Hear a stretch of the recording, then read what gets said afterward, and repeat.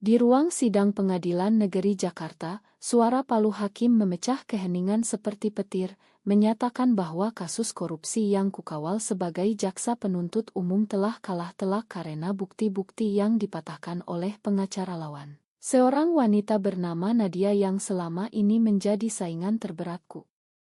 Aku, Sinta, berdiri kaku di tempatku, merasakan dunia berputar ketika Nadia berbalik dan melemparkan senyum penuh kemenangan padaku, senyum yang sama seperti malam sebelumnya saat kami berciuman di apartemen rahasiaku.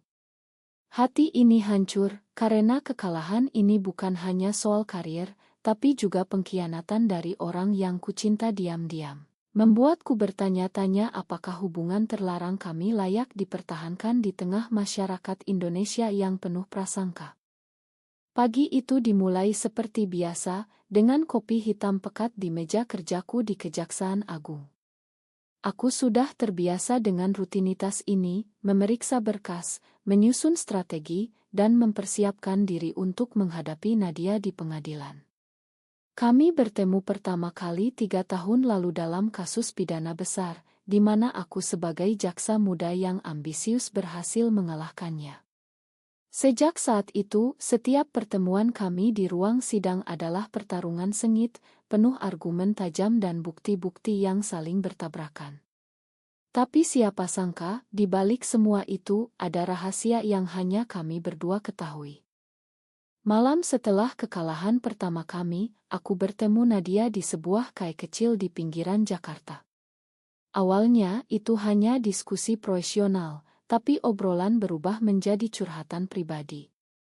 Nadia bercerita tentang tekanan dari keluarganya yang mengharapkannya menikah dengan pria pilihan mereka, sementara aku mengaku kesepian di tengah karir yang menuntut. Satu ciuman tak terduga mengubah segalanya. Sejak itu, kami bertemu secara sembunyi-sembunyi, di apartemenku atau hotel murah, menghindari mata-mata dari rekan kerja dan keluarga. Tapi hari ini, kekalahan di pengadilan membuatku ragu. Apakah Nadia sengaja memanfaatkan kelemahanku? Aku pulang ke rumah orang tuaku di kawasan elite Jakarta Selatan, di mana ayahku, seorang pensiunan hakim tinggi, selalu menunggu laporan dariku. Sinta, kamu kalah lagi dari Nadia itu. Kamu harus lebih tajam, katanya dengan nada kecewa. Ibu menyusul, menyajikan makan malam sambil bertanya tentang calon suami. Kapan kamu bawa pulang cowok, nak? Umurmu sudah 28, jangan terlalu fokus kerja. Aku tersenyum palsu, menyembunyikan gejolak hati. Bagaimana aku bisa bilang bahwa aku mencintai seorang wanita, apalagi sainganku sendiri? Di Indonesia, di mana norma agama dan masyarakat masih kuat, hubungan seperti ini bisa menghancurkan segalanya, karir, keluarga, bahkan nyawa sosial. Malam itu, Nadia meneleponku. Sinta, maafkan aku. Aku harus menang demi klienku. Suaranya lembut, tapi aku merasakan ada sesuatu yang disembunyikan. Kami bertemu di taman kota yang sepi, di bawah cahaya lampu jalan. Kenapa kamu harus pakai bukti itu? Kamu tahu itu lemahku, kataku marah. Nadia memelukku, tapi pelukannya terasa dingin. Ini bisnis, sayang. Tapi cintaku padamu nyata. Aku ingin percaya, tapi benakku dipenuhi keraguan. Apakah ini awal dari pengkhianatan yang lebih besar? Keesokan harinya, di kantor, rekan kerjaku bergosip tentang Nadia. Dia pintar sekali, ya. Tapi katanya dia tolak lamaran dari anak pengusaha kaya. Aku diam, tapi hati ini cemburu. Nadia berasal dari keluarga konservatif di Surabaya, di mana ayahnya seorang ulama terkenal. Dia pindah ke Jakarta untuk karir, tapi tekanan untuk menikah selalu menghantuinya. Begitu juga denganku, keluargaku mengharapkan aku menikah dengan pria baik-baik, mungkin sesama pegawai negeri. Tapi aku tak bisa. Aku mencintai Nadia, meski itu berarti melawan segalanya. Pertemuan kami semakin sering, tapi juga semakin berisiko. Suatu malam kami hampir tertangkap oleh teman Nadia di sebuah restoran. Kita harus hati-hati, katanya. Tapi aku mulai merasa lelah dengan kehidupan ganda ini. Di pengadilan, kami bertarung habis-habisan, di malam hari, kami saling menghibur. Konflik innerku semakin dalam, apakah aku harus memilih karir atau cinta? Apakah masyarakat akan pernah menerima kami? Akhirnya, kasus besar datang, korupsi pejabat tinggi yang melibatkan keluarga Nadia secara tidak langsung. Aku ditugaskan sebagai jaksa, dan Nadia sebagai pengacara pembela. Ini adalah ujian terbesar. Sinta, jangan pakai bukti itu. Itu bisa hancurkan keluargaku, bisiknya suatu malam. Aku terdiam. Pilihan ini akan menentukan segalanya. Jika aku mundur, aku mengkhianati tugasku, jika maju, aku mengkhianati cintaku. Hati ini terbelah, dan tekanan dari atasan semakin kuat. Kamu harus menang, Sinta. Ini untuk keadilan, kata bosku. Tapi apa keadilan bagiku? Malam sebelum sidang, kami bertengkar hebat. Kamu pilih aku atau pekerjaanmu, tanya Nadia dengan air mata. Aku tak bisa jawab. Ini adalah titik balik, di mana setiap keputusan akan membawa konsekuensi. Aku tidur dengan gelisah, memimpikan masa depan yang hancur. Besok, di pengadilan, semuanya akan berubah. Sidang dimulai dengan ketegangan yang memuncak. Aku berdiri di podium jaksa, menyajikan bukti-bukti yang kukumpulkan selama berbulan-bulan. Nadia, di sisi lawan, mematahkan argumenku satu persatu dengan kecerdasan yang selalu kukagumi dan kutakuti. Tapi kali ini, ada sesuatu yang berbeda, matanya tak lagi menatapku dengan cinta, melainkan dengan dingin yang menusuk. Saat istirahat, kami bertemu di koridor. Kamu benar-benar akan lakukan ini, bisiknya. Aku mengangguk, meski hati ini sakit. Ini tugasku, Nadia. Dia berbalik tanpa kata, meninggalkanku dengan rasa bersalah yang membara. Kembali ke ruang sidang, aku menyajikan bukti kunci, rekaman telepon yang melibatkan saudara Nadia dalam skema korupsi. Gasp terdengar dari penonton. Nadia bangkit, Yang Mulia, ini bukti palsu. Tapi aku tahu itu asli. Ini adalah pengkhianatan terbesar kami. Setelah sidang, Nadia menghampiriku di parkiran. Kamu hancurkan keluargaku, Sinta. Kita selesai. Kata-katanya seperti pisau, dan aku tak bisa membela diri. Malam itu, aku sendirian di apartemen, menangis untuk pertama kalinya setelah bertahun-tahun. Apakah aku salah? Apakah keadilan lebih penting dari cinta? Keluargaku merayakan kemenanganku. Bagus, nak. Kamu buat ayah bangga, kata ayah sambil memelukku.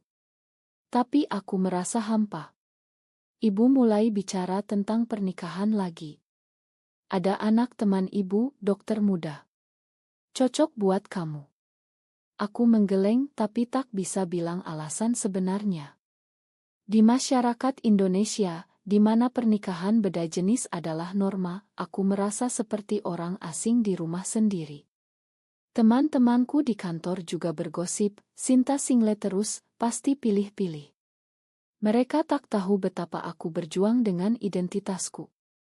Nadia menghilang selama seminggu. Aku coba hubungi, tapi nomornya tak aktif. Kekhawatiran menyergapku. Apakah dia baik-baik saja? Akhirnya, dia muncul di depan pintu apartemenku malam hujan deras. Aku tak bisa tinggalkan kamu, katanya sambil basah kuyup. Kami berpelukan, tapi ada luka yang tak sembuh. Keluargaku marah besar. Ayahku bilang aku pengkhianat karena gagal bela saudara. Aku meminta maaf, tapi kata-kata terasa kosong. Hubungan kami kembali, tapi lebih rapuh. Kami mulai bicara tentang masa depan, mungkin pindah ke kota lain, atau bahkan luar negeri. Tapi itu mimpi belaka di tengah tekanan sosial. Kasus berikutnya membawa konflik baru. Aku ditugaskan menangani kasus diskriminasi terhadap komunitas LGBT di sebuah perusahaan. Ironisnya, Nadia menjadi saksi ahli untuk pihak korban. Di pengadilan, kami berada di sisi yang sama untuk pertama kalinya. Tapi ini membuka luka lama. Saat memberikan kesaksian, Nadia berbicara tentang prasangka masyarakat. Di Indonesia, banyak yang menderita karena identitas mereka, katanya dengan suara gemetar. Aku tahu itu curhatan pribadi. Setelah sidang, kami bertemu. Kita harus berjuang untuk hak kita, katanya. Tapi aku takut. Bagaimana jika ketahuan? Karirku hancur. Tekanan dari keluarga Nadia semakin parah. Ibunya datang ke Jakarta, memaksa Nadia bertemu calon suami. Kamu harus nikah, nak. Jangan buat keluarga malu, katanya. Nadia cerita padaku dengan air mata. Aku tak bisa, Sinta. Aku cinta kamu. Tapi aku melihat keraguan di matanya. Apakah dia akan menyerah? Malam itu kami bertengkar lagi. Pilih aku atau keluargamu, bentakku. Nadia pergi, meninggalkanku sendirian. Ini adalah pengkhianatan yang kukira tak akan terjadi. Beberapa hari kemudian, aku dengar kabar dari rekan, Nadia akan menikah. Hati ini hancur. Aku konfrontasi dia di kantornya. Benarkah, tanyaku. Nadia mengangguk. Ini untuk selamatkan keluarga. Tapi cintaku padamu tak berubah. Aku marah. Kamu bohongi aku. Ini adalah titik terendah, di mana aku merasa dikhianati sepenuhnya. Aku pulang, memutuskan untuk fokus pada karir. Tapi malam-malamku dipenuhi mimpi tentangnya. Apakah aku harus lawan atau lepaskan? Konflik innerku semakin dalam. Di satu sisi, aku ingin bebas mencinta, di sisi lain, aku takut kehilangan segalanya.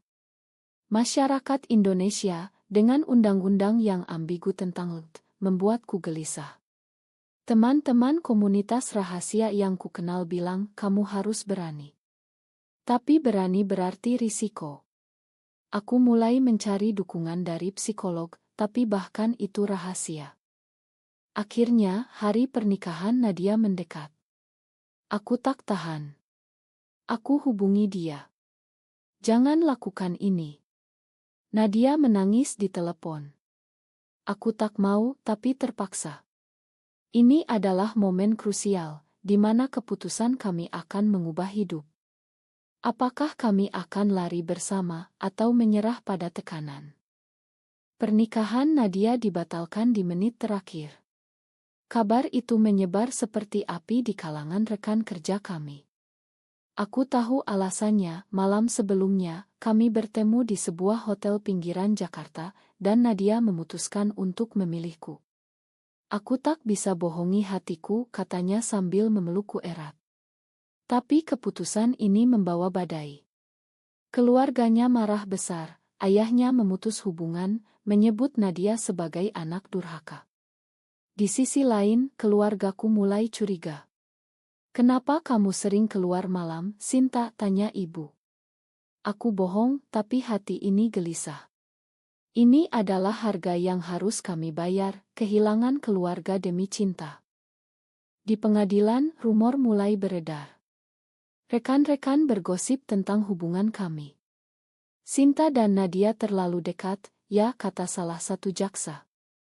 Aku pura-pura tak dengar, tapi tekanan meningkat.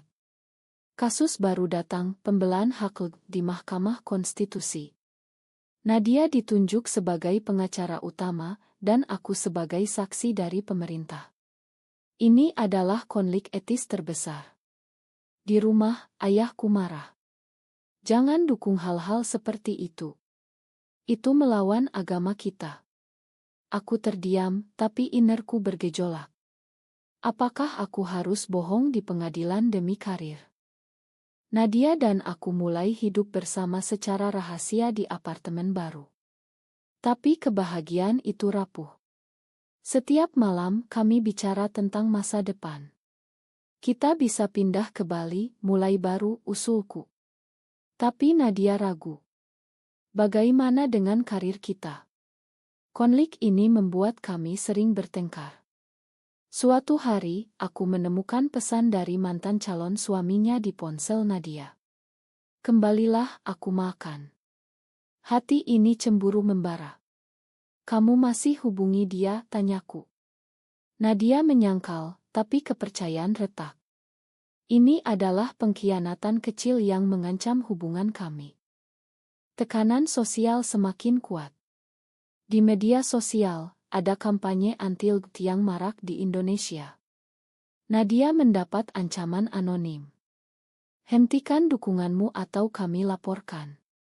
Aku khawatir. Kita harus mundur, kataku. Tapi Nadia tegas. Tidak, ini perjuangan kita. Keputusannya membuatku bangga, tapi juga takut. Di kantor, atasan memanggilku. Sinta, hati-hati dengan asosiasi. Ini bisa rusak promosimu. Aku mengangguk, tapi hati ini memberontak. Apakah karir lebih penting dari identitas? Malam itu kami dihadapkan pada pilihan sulit. Nadia ingin mengungkapkan hubungan kami secara terbuka. Sudah saatnya kita berani. Aku menolak. Kita akan hancur. Pertengkaran memuncak, dan Nadia pergi ke rumah temannya. Sendirian, aku merenung. Masa kecilku di keluarga konservatif membuatku takut perubahan. Tapi mencintai Nadia membuatku sadar, aku tak bisa hidup dalam kebohongan selamanya. Keesokan harinya, di pengadilan konstitusi, aku memberikan kesaksian yang mengejutkan. Saya dukung perlindungan hak LGBT, karena itu hak asasi manusia. Gasp terdengar. Nadia tersenyum dari bangku pengacara. Tapi setelah itu badai datang. Ayahku menelepon. Kamu gila. Kamu buat keluarga malu. Aku menangis, tapi tak menyesal. Ini adalah pengorbanan untuk kebenaran. Nadia kembali dan kami berdamai. Tapi ancaman semakin nyata. Seseorang memotret kami bersama dan menyebarkannya di grup rekan kerja. Sinta dan Nadia lesbian. Rumor meledak. Di kantor, aku dipanggil atasan. Ini bisa jadi skandal. Mundur atau kami pecat. Aku terdiam. Pilihan ini adalah ujian akhir, karir atau cinta. Nadia juga dihadapkan pada hal sama di irma hukumnya. Kami memutuskan untuk melawan. Nadia mengajukan gugatan diskriminasi terhadap atasan kami. Ini adalah perjuangan besar, tapi juga berisiko. Media mulai meliput. 2 pengacara wanita lawan diskriminasi. Tapi di balik itu ada hujatan dari masyarakat. Mereka nodai budaya Indonesia, komentar netizen. Keluargaku memutus hubungan. Jangan pulang lagi, kata ayah. Hati ini sakit, tapi aku punya Nadia. Konflik mencapai puncak ketika ayah Nadia datang ke Jakarta. Kembalilah, nak. Tinggalkan dosa ini. Nadia menangis.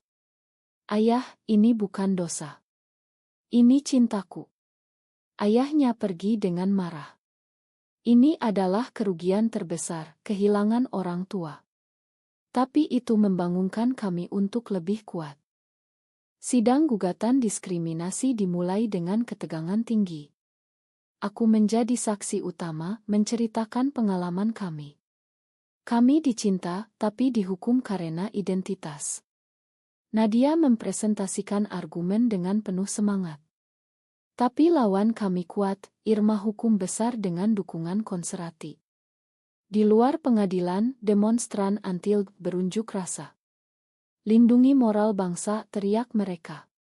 Kami keluar dengan pengawalan, tapi hati ini takut. Apakah perjuangan ini layak? Malam itu, Nadia mendapat ancaman serius, surat anonim dengan ancaman kekerasan. Hentikan atau mati. Aku panik. Kita mundur saja.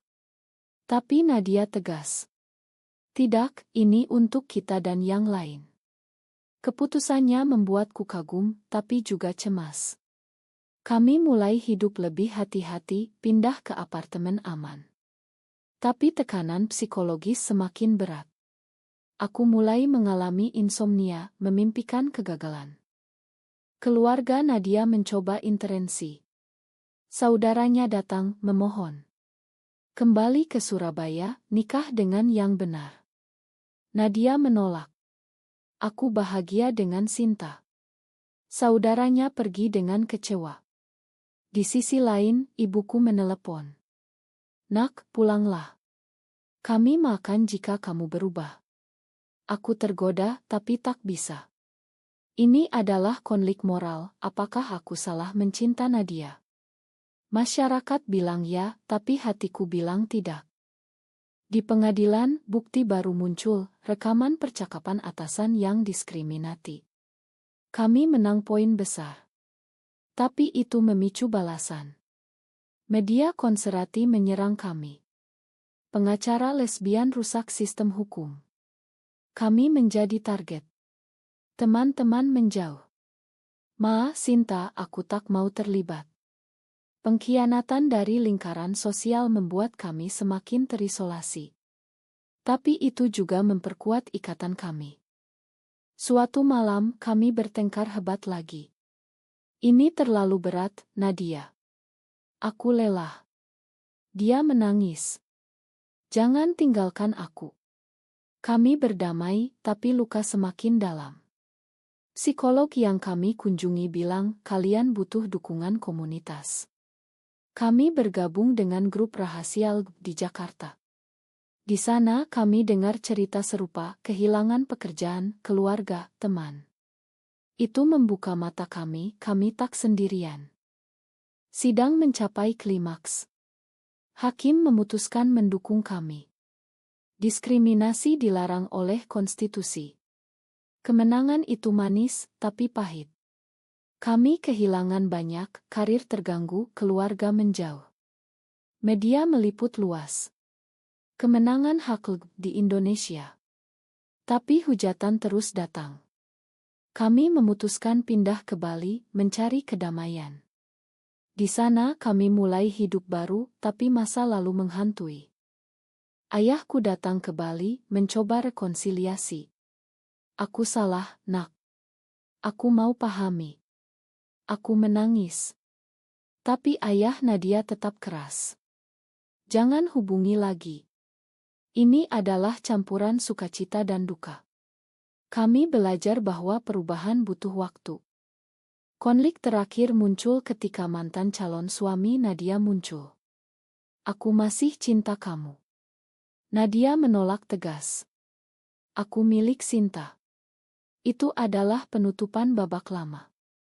Kami semakin kuat, tapi harga yang dibayar tinggi, trauma, isolasi, dan keraguan abadi. Di Bali kami membangun kehidupan baru. Aku membuka praktik hukum kecil, fokus pada kasus hak asasi. Nadia bergabung menjadi mitra. Tapi bayangan masa lalu tak pernah hilang. Suatu hari, surat dari ayah Nadia datang. Aku sakit, pulanglah. Nadia ragu. Apa aku harus pergi? Aku dukung. Ya, tapi aku ikut. Perjalanan ke Surabaya adalah ujian akhir. Di sana, ayahnya menyambut dingin. Kamu bawa dia, tanyanya. Nadia tegas. Dia pasanganku. Debat panjang terjadi tentang agama, masyarakat, dan cinta. Akhirnya, ayahnya melunak. Aku tak setuju, tapi kamu anakku. Itu adalah langkah kecil menuju rekonsiliasi. Kembali ke Bali, kami merasa lebih ringan. Tapi masyarakat Indonesia masih berubah lambat. Kami dengar kasus-kasus serupa, pemecatan, kekerasan terhadap LGBTQ. Itu membuat kami terus berjuang, meski lelah. Di malam-malam tenang, kami bicara tentang mimpi, pernikahan resmi, anak angkat. Tapi realitas keras. Apakah kita bahagia? Tanyaku. Nadia tersenyum. Ya, meski mahal harganya. Konflik terakhir adalah inner kami sendiri. Aku pernah ragu apakah pilihan ini benar. Nadia juga. Tapi kami saling dukung. Kemenangan di pengadilan membuka jalan bagi yang lain. Kami menjadi inspirasi meski dibenci banyak orang. Harga yang kami bayar, kehilangan teman, keluarga sementara, dan ketenangan. Tapi kami dapatkan kebebasan. Cerita kami berakhir dengan pertanyaan, apakah mencinta seseorang dari jenis kelamin sama adalah kesalahan moral yang tak termaafkan, atau hak dasar yang harus dilindungi oleh masyarakat?